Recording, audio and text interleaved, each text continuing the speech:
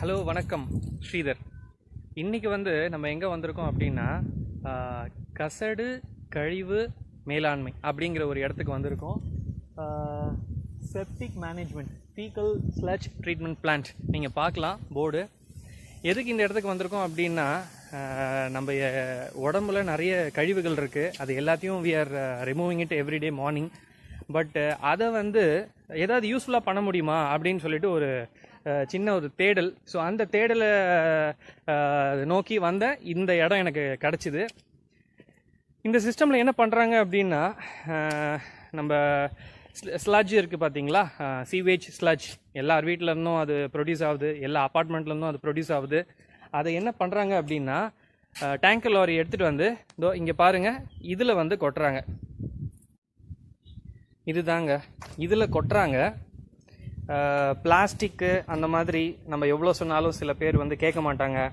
Napkins, ஷாம்பூவோட அந்த cover இது எல்லாத்தையும் போடுவாங்க. அது எல்லாத்தையும் ரிமூவ் பண்ணுறதுக்காக இது இருக்குது.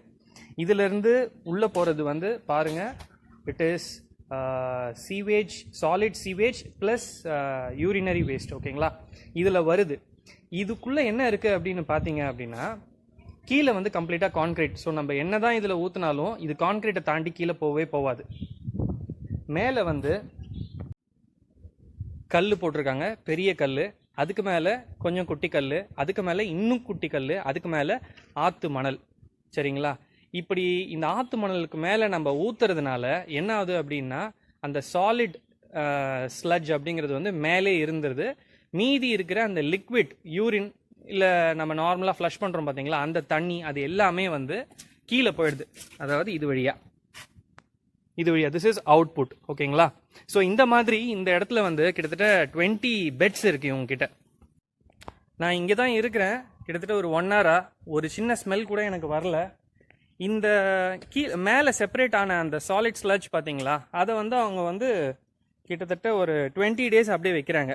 ஸோ 20 days அப்படியே வைக்கிறதுனால என்ன ஆகுது அப்படின்னா தண்ணி எல்லாம் கீழே போயிடுது. மேலே சாலிட் மட்டும்தான் இருக்குது. அந்த சாலிடும் ட்ரை ஆகிடுது. ட்ரை ஆனதுக்கப்புறமா இந்த மாதிரி இருக்கும்.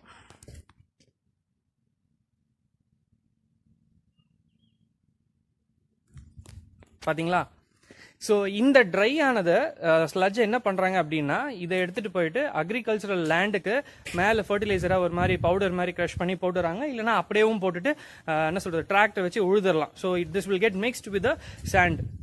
இப்படி பண்ணுறதுனால என்ன ஆகுது அப்படின்னா the waste shit, that is the solid sewage, is getting converted into fertilizer for the agricultural land. ஓகேங்களா, ஸோ ஓகே, இது முடிஞ்சுது. இதுக்கப்புறம் நம்ம இங்கேருந்து இந்த தண்ணி கீழே அந்த அவுட்புட்னு சொல்லி ஒரு டயக்ராம் காட்டணும் பார்த்தீங்களா, அதுலேருந்து எங்கே போகுது அப்படின்னு பார்க்கலாம். நம்ம அந்த டேங்க்லேருந்து வர அவுட்புட் தண்ணி இந்த டேங்க்ஸ்க்கு வருது. இந்த டேங்க்லேருந்து இந்த பெரிய டேங்க்குக்கு அனுப்புகிறாங்க. இந்த டேங்க்கில் கீழே ஜஸ்ட்டு கூழாங்கல், என்ன சொல்கிறது, நீங்கள் பார்த்துருப்பீங்க, ரொம்ப சாஃப்டாக இருக்குமே, இந்த ஃபிஷ் டேங்க்லலாம் நம்ம போடுவோம். இந்த இடத்துல என்ன ஆகுது அப்படின்னா இங்கே ஒரு 3 டைப் ஆஃப் செடி வச்சுருக்காங்க இந்த டேங்க்கில். அந்த 3 டைப் ஆஃப் செடிக்கு பேர் கல்வாழை, நாணல், யானைக்காது. இந்த 3 செடியும் இந்த டேங்க்ஸில் இருக்குது. இதுக்கு கீழே மண்ணே கிடையாது, ஜஸ்ட் ஒரு கான்க்ரீட்டு. அந்த கான்க்ரீட்டுக்கு மேலே கூழாங்கல்லில் இது எல்லாமே முளைச்சிருக்கு. இது என்ன பண்ணுது அப்படின்னா அந்த யூரின்ல இருக்கிற கெட்ட பாக்டீரியாஸ், அந்த ஸ்மெல்லு, அது எல்லாத்தையும் இது எடுத்துக்கிட்டு இது வளர ஆரம்பிச்சிடுது நல்லா. ஸோ இதிலிருந்து வெளியில் வர அந்த ட்ரீட்டட் யூரின் வேஸ்ட், அதாவது லிக்விட் வேஸ்ட்னு பார்த்தீங்க அப்படின்னா that is completely odourless. Smell எதுவுமே இல்லை, பார்க்கலாம், எந்த ஸ்மெல்லுமே இல்லை. It is almost clear. கடைசியாக இங்கே வருது, இதுதான் மேச்சுரேஷன் பாண்ட். இந்த இடத்துல நம்ம என்ன பண்ணுறோம் அப்படின்னா it is kept open in the under the sunlight.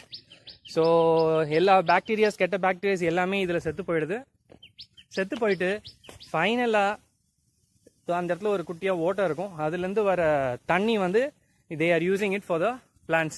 நீங்கள் பார்க்கலாம், இங்கே இருக்கிற ஏகப்பட்ட பிளான்ஸ் இருக்குது. கிட்டத்தட்ட ஒரு 200-300 டைப்ஸ் ஆஃப் பிளான்ஸ் இருக்குதுன்னு சொன்னாங்க. அது எல்லாத்துக்குமே இவங்க இந்த லிக்விடை தான் யூஸ் பண்ணுறாங்க. பாருங்கள், வெண்டைக்காய் இருக்குது, கத்திரிக்காய் இருக்குது, கத்திரிக்காய், அங்கே வெண்டைக்காய் உங்களுக்கு தெரியும், வெண்டைக்காய்.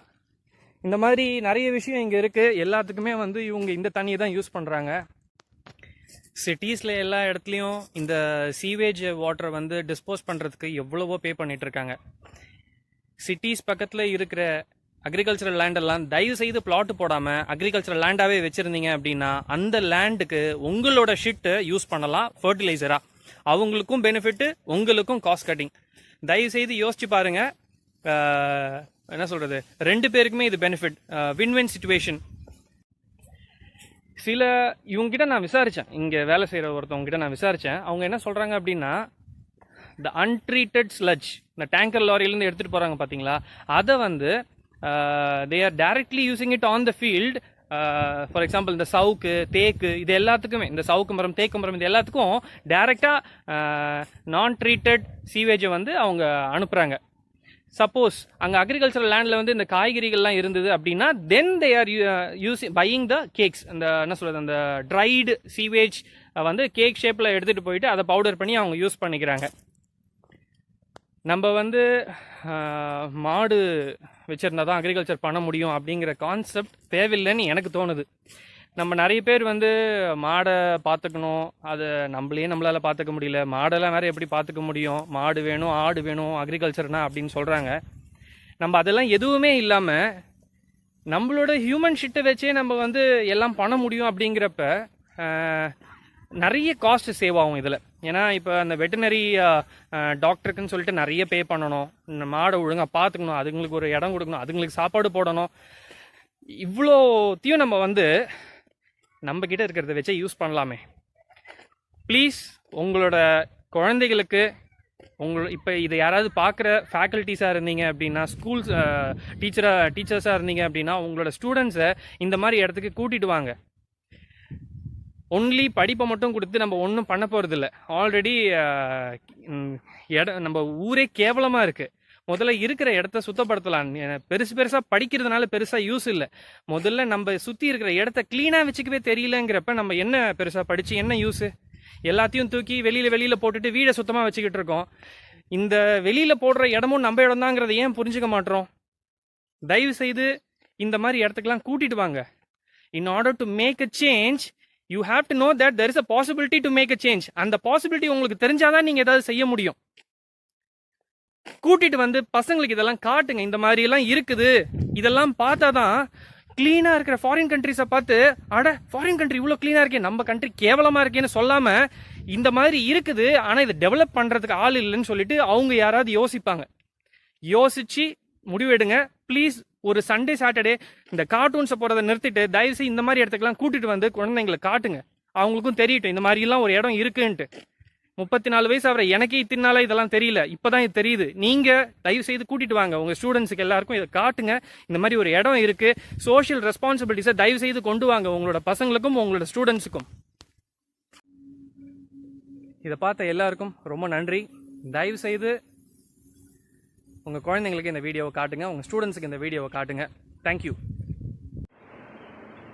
இந்த இடத்த மெயின்டைன் பண்ணுற மிஸ்டர் கேசவன் சாருக்கு ரொம்ப ரொம்ப நன்றி. அவரோட பர்மிஷன் கிடச்சதுனால தான் எனக்கு இவ்வளோ கிளியராக எக்ஸ்பிளைன் பண்ணியிருக்காங்க. மேடம் சரண்யாவுக்கு ரொம்ப நன்றி, ஏன்னா அவங்க தான் எனக்கு எக்ஸ்பிளைன் பண்ணது. பாவம் இதில் அவங்க ஃபோன் வேறு உடஞ்சிடுச்சு எனக்கு எக்ஸ்பிளைன் பண்ணுறப்ப. ரொம்ப ரொம்ப சாரிங்க. தேங்க்யூ சார், ரொம்ப சூப்பராக இருக்குது, சீரியஸாகவே அமேசிங்.